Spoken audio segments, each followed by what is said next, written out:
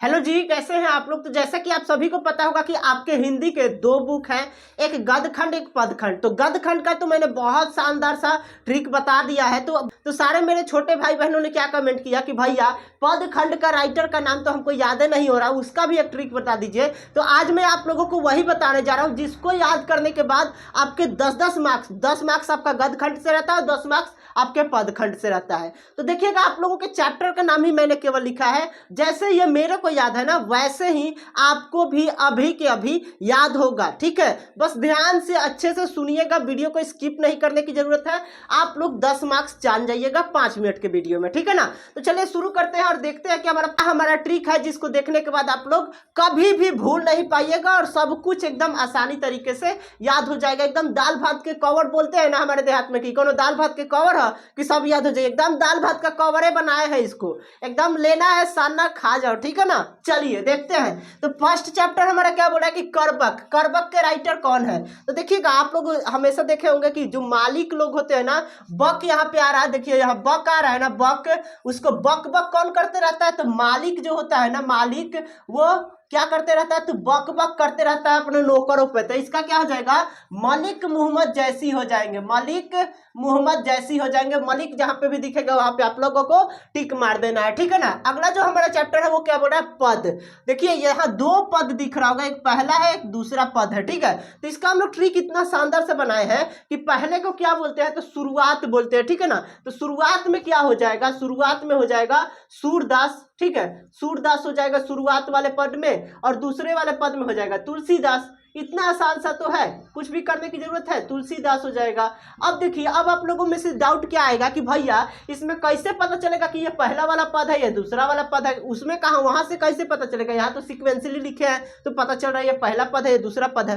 तो एक और यहाँ पे ट्रिक मैं क्या बता रहा हूँ, एक बात ध्यान रखिएगा कि जहाँ पे भी रामायण और राम जी की भक्ति की बात होगा ना, वहां पे तुलसीदास होंगे, और जहां पे भी कृष्ण भक्ति की बात होगा वहां पे क्या? सूरदास होंगे। इतना ध्यान में रखिएगा, आपका सब कुछ कंप्लीट हो जाएगा। चौथा जो हमारा चैप्टर है वो क्या बोल रहा है? छपाई। छपाई वर्ड तो नहीं सुने होंगे, केवल आप अपने चैप्टर का नाम सुन रहे हैं, छपाई। पर छपा हुआ तो सुने होंगे ना, कि मेरे को ये छपवाना है, शादी का कार्ड छपवाना है, मेरे को बैनर छपवाना है। तो छपता जो है वो कैसा छपता है? कार्ड जब छपेगा तो कैसा आएगा? एकदम नया आएगा ना।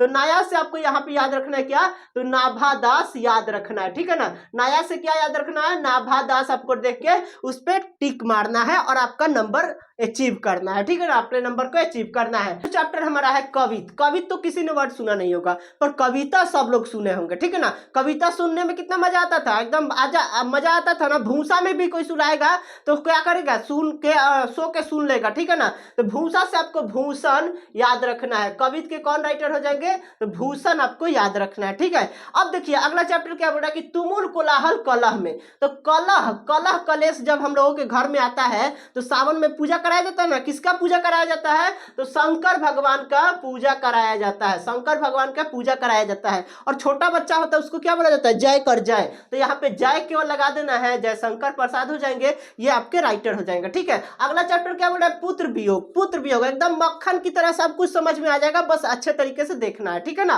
पुत्र वियोग, पुत्र वियोग के कौन राइटर है? तो सुभद्रा कुमारी चौहान है, सुभद्रा कुमारी चौहान है, ठीक है ना। ये आपको याद रखना है। अब इसका ट्रिक क्या है? सुभद्रा कुमारी चौहान इसके राइटर हो जाएंगे। इसका ट्रिक हम लोग ये बताए थे कि पुत्र से जब वियोग कोई माँ होगी तो क्या होगी? चौक जाएगी। चौक से क्या याद रहेगा? चौहान याद रहेगा, यानी कि सुभद्रा कुमारी चौहान याद हो जाएगा। अगला जो चैप्टर है हमारा उषा। उषा के राइटर कौन है जी? तो उषा के इसका हम लोग ट्रिक क्या बनाए थे?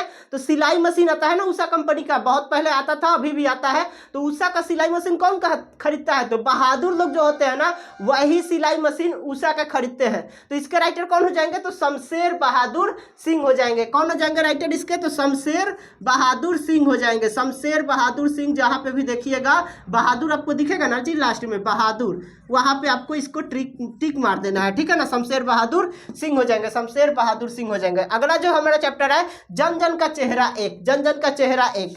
तो सबका चेहरा तो एक ही जैसा है, पर भगवान गणेश भगवान का एक चेहरा है कि उनका लगता है कि हाथी का सिर काट के लगा हुआ है, इसीलिए उनका सिर जो लगता है कि हाथी के जैसा है। तो इस जन जन का चेहरा एक एक गजानन माधव मुक्ति बोध हो जाएंगे, गजानन माधव मुक्ति बोध हो जाएंगे, क्योंकि हाथी को क्या बोलते हैं, गजानन बोलते हैं, गजानन माधव मुक्ति बोध हो जाएंगे, ठीक है ना, माधव मुक्ति बोध हो जाएंगे। अगला चैप्टर अधिनायक। अधिनायक के राइटर कौन है, तो रघुवीर सहाय हो जाएंगे।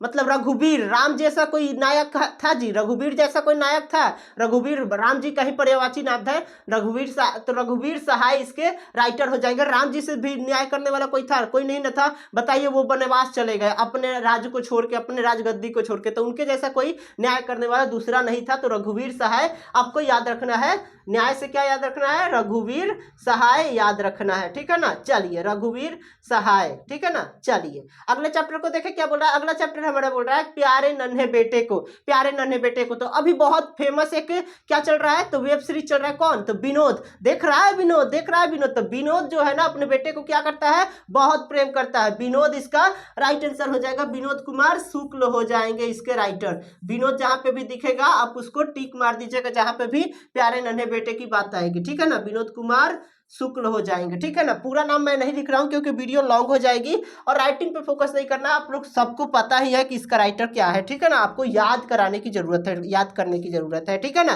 तो अगला चैप्टर बोल रहा है हार जीत, हार जीत। अब इसका हम लोग इतना शानदार सा ट्रिक बनाए हुए हैं कि सम्राट अशोक जो थे ना, सम्राट अशोक, वो क्या करते थे, सम्राट अशोक जो थे उनको हार जीत से कोई मतलब नहीं थी, उनको हार जीत से कोई मतलब नहीं थी, उनको बस क्या करना था, लड़ाई लड़ना था, और उससे हार जीत से मतलब नहीं है। उनको पता था कि भाई जो लड़ाई लड़ेंगे उसमें हार और जीत तो होना ही है, तो हार और जीत की चिंता कौन नहीं करते थे, तो सम्राट अशोक। तो अशोक से अशोक वाजपेयी आपको याद रखना है, ठीक है ना। तो अशोक वाजपेयी याद रखना है, अशोक वाजपेयी हो जाएंगे, ठीक है ना, अशोक वाजपेयी आपको याद रखना है, ठीक है ना। चलिए अगले चैप्टर को देखते हैं क्या बोल रहा है। अगला चैप्टर हमारा बोल रहा है कि गांव का घर, ठीक है, गांव का घर, ठीक है। तो आपको सबको पता होगा कि गांव में जो लोग होते हैं ना बहुत ज्ञानी होते हैं, जो आप लोग यहाँ पे दवा खाकर ठीक नहीं होते हैं, वो गांव में जाने के बाद कुछ बूढ़े लोग होते हैं जो बहुत पुराने लोग होते हैं ना, तो वो लोग ऐसे ही कुछ कुछ दवा, घरेलू उपचार बता देते हैं जिससे सारी बीमारियां ठीक हो जाती हैं।